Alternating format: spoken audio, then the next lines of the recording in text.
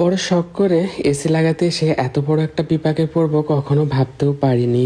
শুধু ভেবেছিলাম এসি কিনবো আর লাগাবো। ও মাই গুডনেস, জীবনে যে কি বড় একটা ভুল করেছি মানে আপনাদেরকে বলে বোঝাতে পারবো না। আর প্ল্যান ছাড়া জীবনে যেই কাজই করা হোক না কেন সেই কাজে কখনোই কোনো সফলতা বা সৌন্দর্য সুন্দর হয় না। তাই আমি বলবো আমার এই ভিডিও থেকে আজকে আপনারা একটু হলেও বুঝবেন যে জীবনে যেই কাজই করা হোক না কেন প্ল্যান ছাড়া কখনোই কোনো কিছু করা ঠিক না। আমি যখন আমাদের এই বাড়িটা করি তখন আমার কোনো ওইভাবে আর্থিক অবস্থা ভালো ছিল না বা টাকা পয়সা ওরকম ছিল না, কিন্তু আমার স্বপ্ন ছিল যে একটা শখের বাড়ি করব। আর তখন আমাদের এই বিল্ডিং বাড়িটা করা হয়। আর এখানে 3 রুমের একটা বাড়ি আর একটা ব্যালকনি আর একটা রান্নাঘর ছিল। যাই হোক, গ্রামে যে এই বাড়িটাই অনেক দামি বাড়ি, এই বাড়িটা করতে আমার তখন প্রায় অনেক টাকাই খরচ হয়েছে। তবে গ্রামে যদি 2-4টা ভালো বাড়ি থাকে সেটার মধ্যে আমাদের বাড়িটাও একটা ছিল।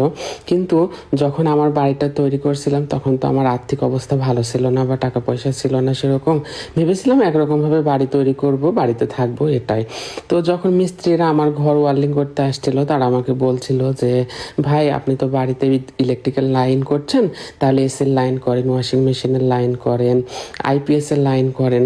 তখন আমরা বলেছিলাম ভাই এগুলো তো আমাদের কাছে স্বপ্ন, এগুলো তো আমরা কখনো লাগাইতে পারবো না, তাই এগুলা করে টাকা নষ্ট করার দরকারও নাই। আর আমার কাছে সত্যি বলতে তখন এত টাকাও ছিল না, কোনোভাবে বাড়িটা করছি, এটাই অনেক কিছু।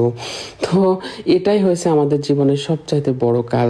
তাই আমি সবাইকে বলবো যে আপনারা যারা বাড়ি করতেছেন তারা ধীরে সাস্তে বুঝে শুনে এই কাজগুলা করবেন, কারণ আজকে আপনাদের কাছে টাকা নাই, আপনারা অনেক তাড়াহুড়া করছেন বাড়ি কমপ্লিট করার জন্য, কিন্তু এখন থেকে 10 বছর পরে যে আপনাদের কাছে টাকা হবে না বা আপনার সন্তান অথবা নাতিপুতি তারা যে এই বাড়িটাকে আরো সুন্দর করে সাজাবে না এমনটা কিন্তু নয়। আজকে আপনার কাছে নাই, কালকে হতে কতক্ষণ, কিন্তু আপনার সেই সময় অনেক কষ্ট হবে, আর আগের পরিস্থিতিতে ফিরে আসতে পারবেন না। আপনি না পারবেন বাড়িটা ভাঙতে, না পারবেন এই জিনিসগুলা সুন্দরভাবে ফিটিং করতে। এখন এই অবস্থা সেম আমার হয়েছে।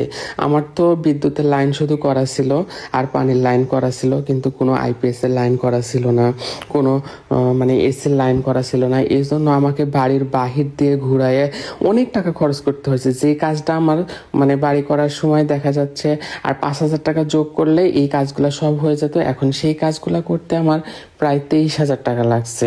মানে 23-25,000 টাকার মতো প্রায় পড়ে গেছে আমার সব খরচ মিলায়, শুধু লাইনটা ক্লিয়ার করে 2 ঘরে সেটিং করতে। আর তখন কিন্তু আমার তার ঢুকানাই ছিল বাড়িতে।